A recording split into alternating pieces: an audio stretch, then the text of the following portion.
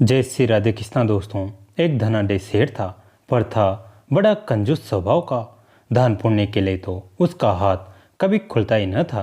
उसके घर जो पुत्र वधू आई वो बड़े कुलीन और सत्संगी घराने की थी, पर घर के संस्कारी माहौल और सत्संग में जाने के कारण बचपन से ही उसके स्वभाव में बड़े बुजुर्गों की सेवा, साधु संतों का स्वागत सत्कार, सत्संग सुनना, दान दक्षिणा देना आदि उस संस्कार आत्मसात हो गए थे।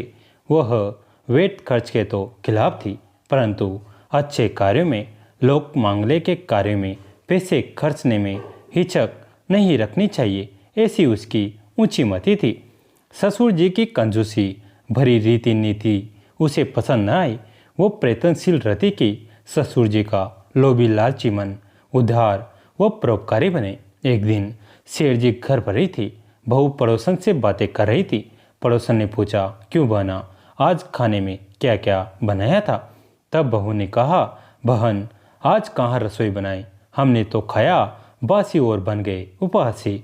बहू के यह शब्द ससुर जी के कानों में पड़े तो वे चौंके और अपनी पत्नी पर बिगड़ पड़े कि ठीक है, मैं कंजूस हूँ, परंतु इसका मतलब यह नहीं कि मेरी समाज में कोई इज्जत ही नहीं है।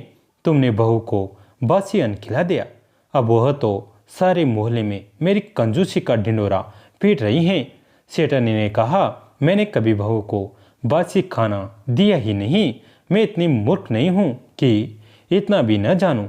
सेठ ने बहू को बुलाकर पूछा, बेटी तुमने तो आज ताज़ा भोजन किया है, फिर पड़ोसन से झूठ क्यों कहा कि खाया बासी और बन गए उपवासी?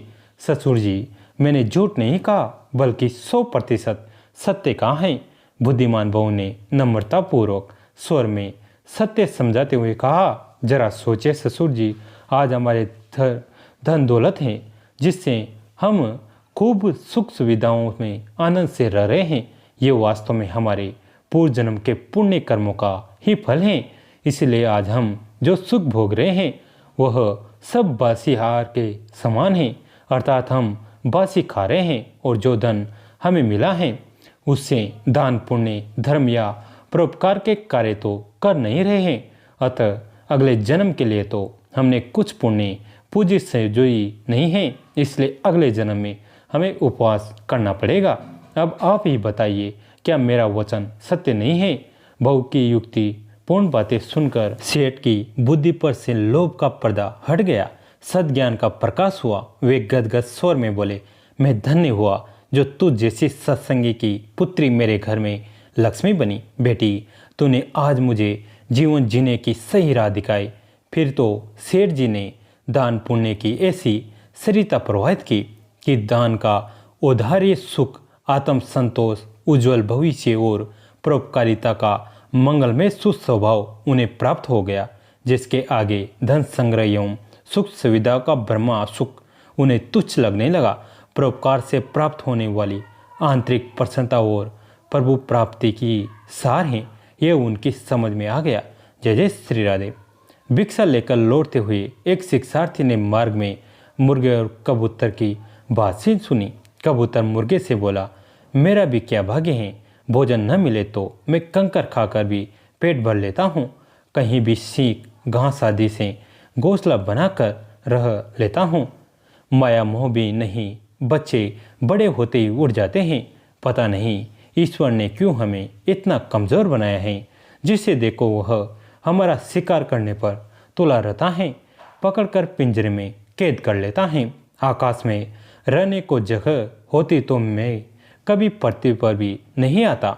मुर्गे ने भी जवाब दिया, मेरा भी यही दुर्भाग्य है, गंदगी से भी दाने चुन चुन कर खा लेता हूँ। लोगों को जगाने के लिए रोज सवेरे सवेरे बेनागा भाग देता हूँ। पता नहीं ईश्वर ने हमें भी क्यों इतना कमज़ोर बनाया है, जिसे देखो वह हमें हमारे भाइयों से ही लड़ाता है, कैद कर लेता है, हलाल तक कर देता है।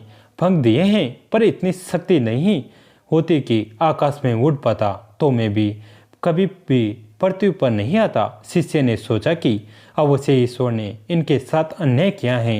आश्रम में आकर उसने यह घटना अपने गुरु को बताई और पूछा, गुरुवर क्या ईश्वर ने इनके साथ अन्याय नहीं किया? ऋषि बोले, ईश्वर ने पृथ्वी पर मनुष्य को सबसे बुद्धिमान प्राणी बनाया है। उसे गर्व न हो जाए, इसलिए शेष प्राणियों को गुणावगुण देकर मनुष्य को उनसे कुछ न कुछ सीखने का स्वभाव दिया है। वह प्रकृति और प्राणियों में संतुलन रखते हुए सृष्टि के सौंदर्य को बढ़ाए और प्राणियों का कल्याण करे। मुर्गे और कबूतर में जो विलक्षणता ईश्वर ने दी है वह किसी प्राणी में नहीं दी है। मुर्गे जैसे छोटे प्राणी के सिर पर ईश्वर ने जन्मजात राजमुकुट की भांति कलगी दी है, इसलिए उसे ताम्रचूर्ण कहते हैं। अपना संसार बनाने के लिए उसे पंख दिए हैं, किंतु उसने पृथ्वी पर ही रहना पसंद किया। वो आलसी हो गया, इसलिए लंबी उड़ान भूल गया। वह भी ठीक है, पर भोजन के लिए पूरी पृथ्वी पर उसने गंदगी ही चुनी। गंदगी में व्याप्त जीवाणु से वह इतना प्रदूषित हो जाता है कि उसका शीघ्र पतन ही सृष्टि के लिए श्रेयस्कर है। बुराई में से भी अच्छाई को ग्रहण करने की सीख मनुष्य ने मुर्गे से ही मिली है, इसलिए ईश्वर ने उसके साथ कोई अन्याय नहीं किया है। किंतु ऋषि और कबूतर तो बहुत ही निरीह प्राणी हैं, क्या उसके साथ अन्याय हुआ है? शिष्य ने पूछा। शिष्य की शंका का समाधान करते हुए ऋषि बोले, पक्षियों के लिए ईश्वर ने ऊंचा स्थान, खुला आकाश दिया है। फिर भी जो पक्षी पृथ्वी के आकर्षण से बंधा पृथ्वी पर विचरण पसंद करता है तो उस पर हर समय खतरा तो मंडराएगा ही। प्रकृति के भोजन के लिए अन्न बनाया है, फिर कबूतर को कंकर खाने की कहाँ आवश्यकता है? कबूतर ही है जिसे आकाश में बहुत ऊंचा व दूर तक उड़ने की सामर्थ्य है, इसलिए उसे कपोत कहा जाता है। वो परिश्रम करे, उड़े, दूर तक जाए और भोजन ढूंढे। भूख में पत्थर भी अच्छे लगते हैं। कहावत मनुष्य ने कबूतर से ही सीखी है, किंतु अकर्मण्य नहीं बने। कंकर खाने की प्रवृत्ति से उसकी बुद्धि कुंद हो जाने से कबूतर डरपोक और अकर्मण्य बन गया। यह सत्य है कि पक्षियों में सबसे सीधा पक्षी कबूतर ही है, किंतु इतना भी सीधा नहीं होना चाहिए कि अपनी रक्षा के लिए उड़ भी नहीं सके। बिल्ली का सर्वप्रिय भोजन चूहे और कबूतर हैं।